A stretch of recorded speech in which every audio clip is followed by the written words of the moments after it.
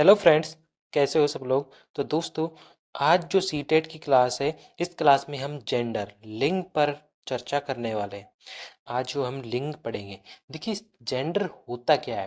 देखिए वैसे तो जो जेंडर और सेक्स दोनों का मीनिंग अगर हम हिंदी में निकालें तो कह देते हैं हम लिंग, लेकिन दोनों वर्डों में काफ़ी अंतर है। तो देखिए जेंडर होता क्या है। जेंडर एक सामाजिक संरचना है, सामाजिक संरचना है और जो समाज द्वारा निर्धारित होता है। अब कैसे है सामाजिक संरचना। देखिए जेंडर जो है, अब जेंडर कहते हैं ना हम कि ये मेल है, ये फीमेल है। तो एक जो समाज के थ्रू, जैसे कि जो समाज में जिस तरीके से कपड़े पहनते हैं, उस कपड़ों के आधार पर जो निर्णय किया जाता है कि ये मेल है और ये फीमेल है। तो इसलिए इसे जेंडर को एक सामाजिक संरचना माना गया है। और कई बार ये सीधी लाइन जो है एग्जाम में पूछी गई है कि जेंडर एक कैसी संरचना है, जैविक है या फिर सोशली कंस्ट्रक्ट है। तो ये एक सामाजिक संरचना है, ठीक है। वहीं अगर हम बात करें सेक्स की, तो सेक्स एक जैविक संरचना है, बायोलॉजिकल स्ट्रक्चर है। बायोलॉजिकल स्ट्रक्चर मतलब कि मेल में एक्स वाई क्रोमोजोम होते हैं और फीमेल में एक्स एक्स क्रोमोजोम होते हैं। यही जो जेंडर और सेक्स दोनों में अंतर है कि जेंडर एक सामाजिक संरचना है और सेक्स एक बायोलॉजिकल स्ट्रक्चर है, ठीक है। अब देखिए जेंडर वाइज बात कर लेते हैं, लैंगिक पूर्वाग्रह। देखिए लैंगिक पूर्वाग्रह क्या होता है कि जिसमें मेल और फीमेल में अंतर किया जाता है। कैसे अंतर करते हैं, उनके सम्मान के आधार पर, मतलब कि पुरुष और महिलाओं दोनों को जो है लिंग के आधार पर असमान व्यवहार किया जाता है। कि महिला और पुरुष हैं, उन दोनों को समान दर्जा देना चाहिए, वो दर्जा नहीं दिया जाता। जैसे कि एक लिंग दूसरे लिंग की तुलना में अधिक शक्तिशाली मानने की धारणा, कि अब पुरुषों को जो है महिलाओं से अधिक शक्तिशाली माना गया है। कि महिलाओं में जो ताकत नहीं होती, वो जो है वजनदार चीजें नहीं उठा सकती, तो पुरुष जो है वजनदार चीजें उठा सकते हैं, मतलब पुरुषों को यहाँ पर शक्तिशाली माना गया है।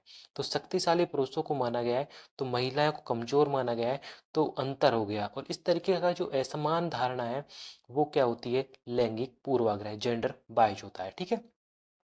जैसे एक स्कूल कंपटीशन है, स्कूल कंपटीशन में बॉयज और गर्ल्स में से गर्ल्स को प्राथमिकता देना। मान लीजिए स्कूल में कोई डांस की कंपटीशन है, तो डांस में कौन अच्छी होती है, लड़कियां।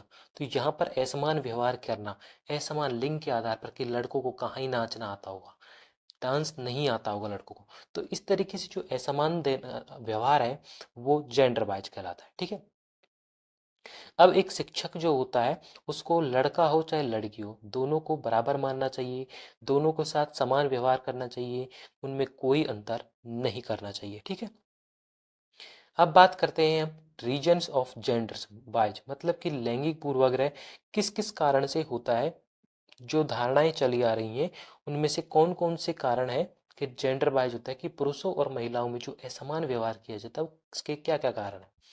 तो पहली बात है ट्रेडिशंस, कस्टम एंड ट्रेडिशंस, मान्यताएं, जो पहले से मान्यताएं चली आ रही हैं, कि लड़के को जो है खिलौने वाली गाड़ी वाले खिलौनों से खेलना चाहिए, जबकि लड़कियों को गाड़ियों से खेल वो गुड़िया से खेलना चाहिए। तो इस तरीके की जो धारणाएं चली आ रही हैं, वो लैंगिक पूर्वाग्रह, जेंडर वाइज का उदाहरण है। यह शिक्षा, जो अनपढ़े लोग हैं, पढ़ना लिखना नहीं जानते, वो क्या करते हैं, इसको और ज्यादा बढ़ावा देते हैं, ठीक है। सरकारी उदासीनता, गवर्नमेंटल एपैथी, मतलब कि सरकार जो है इसमें उदासीनता रहती है। सरकार जो है नियम योजनाएं तो निकाल देती है कि लैंगिक पूर्वाग्रह को हटाओ, लेकिन उस पर बहुत कम ध्यान देती है, ठीक है। सामाजिक कुप्रथाएं हो गई, जैसे दहेज प्रथा, बाल विवाह, ये चलती आ रही हैं, और इनके कारण ही जो है, और एक घूंघट प्रथा भी होती है, पर्दा प्रथा कहते हैं इसे। तो इन सभी के कारण जो है जेंडर वाइज लैंगिक पूर्वाग्रह बढ़ता जा रहा है, ठीक है। संकीर्ण विचारधारा, जिनकी छोटी सोच होती है, वो क्या करते हैं, लड़के और लड़कियों में अंतर करते हैं, लिंगों में भेदभाव करते हैं। जागरूकता का अभाव है, लेक ऑफ अवेयरनेस, जागरूकता नहीं है कि समानता का अधिकार मिल चुका है, तो वो भी अंतर करते हैं।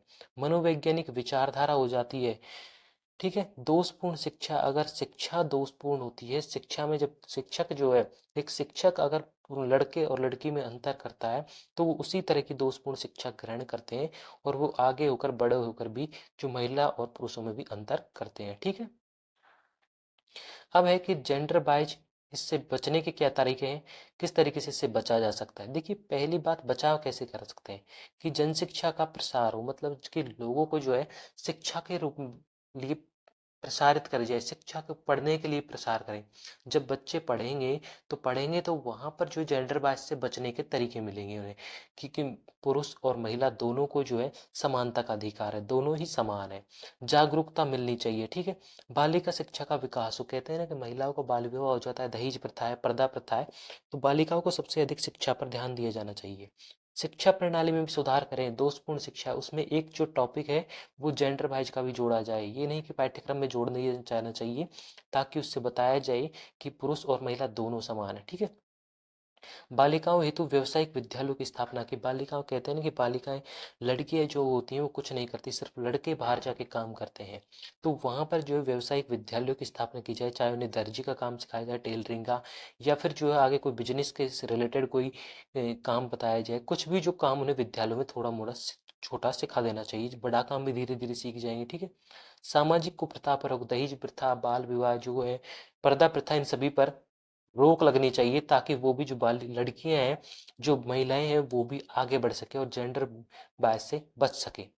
प्रशासनिक में संवैधानिक प्रावधान हो, संविधान में नियम भी होना चाहिए लड़कियों को आगे बढ़ाने का, जो कि हमारे यहाँ पर अभी है समानता का अधिकार, ठीक है। अब बात करते हैं हम जेंडर स्टीरियोटाइप। देखिए जेंडर स्टीरियोटाइपिंग क्या होता है। जेंडर स्टीरियोटाइपिंग लैंगिक रूढ़िबद्धता, मतलब कि जो चीजें पहले से चली आ रही हैं, जो 2-4 पीढ़ियों से पहले से चली आ रही हैं, उसी को मानना जेंडर स्टीरियोटाइप कहलाता है। अब जैसे कि महिलाएं घर के काम करती, पुरुष बाहर के काम करते हैं, पहला। दूसरा है कि लड़कियां जो छोटी होती हैं प्रारंभिक वर्षों में 2-4-5 साल की, तो लड़कियां किससे खेलती, गुड़िया से, और लड़कों को फुटबॉल हो गया, ट्रक हो, या फिर जो खिलौने वाले गाड़ी होता है ना, गाड़ियों वाले खिलौने होते हैं, ट्रक, बस, इस तरीके के खिलौने से खेलना चाहिए। वहीं अगर बात करें तो लड़कों को नीला और हरा रंग पसंद करने को कहा जाना चाहिए, जबकि लड़कियों को गुलाबी और लाल रंग पसंद करने को कहते हैं, ठीक है। लड़कों को ऐसे कपड़े पहनने चाहिए, कपड़े या अन्य नए कपड़े नहीं पहनने चाहिए जो आमतौर पर लड़कियों के कपड़ों से जुड़े होते हैं। लड़कियां पढ़ने में बेहतर होती हैं, लेकिन लड़के गणित में बेहतर होते हैं। लड़की क्या होती है गणित में कमजोर, जबकि लड़के क्या होते हैं अच्छे होते हैं गणित में। तो ये जो स्टीरियोटाइपिंग है, ये जो लैंगिक रूढ़िवादिता, जो तथ्य पहले से चले आ रहे हैं, उन्हीं को मानना ही जेंडर स्टीरियोटाइप कहलाता है। महिलाएं कमजोर हो जो होती हैं, महिलाएं क्या होती हैं कमजोर होती हैं, उन्हें शारीरिक कार्य के लिए पुरुषों की मदद की आवश्यकता होती है, ठीक है। जैसे कि इमेज में दिखाया गया, देखिए कि यहाँ पर जो एक महिला है वो घर के काम कर रही है, और जो कि पुरुष बैठा हुआ आराम से, जो कि पुरुषों को भी इस काम में हेल्प करनी चाहिए। अब जैसे कि किसी के घर में जो महिला अगर पढ़ाई कर रही है, तो उस पुरुष को भी हो सकता है किसकी क्लास पढ़ने का मन हो, तो और उसकी क्लास है तो वो पढ़ ले, जब तक पुरुष जो है खाना बना दे। तो इससे दोनों की सहायता हो जाएगी, एक दूसरे की हेल्प हो जाती है। ये जरूरी नहीं है कि महिलाएं वही काम करें और पुरुष बाहर के ही काम करें, घर के काम पुरुष भी कर सकते हैं। महिलाएं जो इस वक्त अगर कोई पढ़ना चाहती है, शिक्षक बनना चाहती है, और आगे भविष्य जो बच्चों को सुधारना चाहती है, और भी अच्छे भविष्य, जो बच्चे छोटे हैं उनका भविष्य जो आगे बनाना चाहती है, तो वो पढ़ सकती है, क्लास ले सकती है, ठीक है। पुरुष स्वभाव से आक्रामक होते हैं, गुस्सैले स्वभाव के होते हैं, और महिलाओं में रिश्तों को पुरुषों के साथ मिलनसार होना चाहिए। ये जरूरी नहीं है कि पुरुष ही जो गुस्सा कर सकते हैं, महिलाएं भी गुस्सा कर सकती है। जैसे कि अभी बैठा है और अगर इसको पढ़ाई का मन है, इस लड़की महिला को, तो वो कह सकती है तुम ये काम करो तब तक मैं पढ़ लेती हूँ। तो ऐसे ही होना चाहिए। और जो पति पत्नी को भी, महिला और पुरुष को भी जो है मिलजुल के काम करना चाहिए। ये नहीं कि एक ही काम करे, महिला का काम जो केयर पर्सपेक्टिव का है वही करे, यही नहीं है जरूरी। महिला भी गुस्सा कर सकती है, पुरुष जो है वो भी केयर पर्सपेक्टिव कर सकते हैं, ठीक है। महिलाओं को रिश्तों में पुरुषों के साथ मिलनसार होना चाहिए, रिश्तों में मिलनसार होना चाहिए, लेकिन पुरुषों को भी तो महिलाओं के साथ मिलनसार होना चाहिए, जरूरी थोड़ी है कि लड़कियां ही हो, ठीक है। तो यहाँ पर ही हमारा जो जेंडर टॉपिक है, लिंग वाला, ये टॉपिक समाप्त होता है। देखिए ये टॉपिक में जो ये इतना ही है, लेकिन ये टॉपिक बहुत इंपॉर्टेंट है। देखिए पहली बात तो ये जो जेंडर वाइज है, ये सबसे ज़्यादा इंपॉर्टेंट है, इसकी 2-3 लाइनें जो है, और यहाँ पर जो है पेडागोजिकल आती हैं, सीटेट में जो पेडागोजिकल चीज़ें आती हैं, तो ये पेडागोजिकल चीज़ों में जो है जेंडर स्टीरियोटाइप की जो सारे एग्जाम्पल है, ये आप जरूर से देख लेना, ठीक है।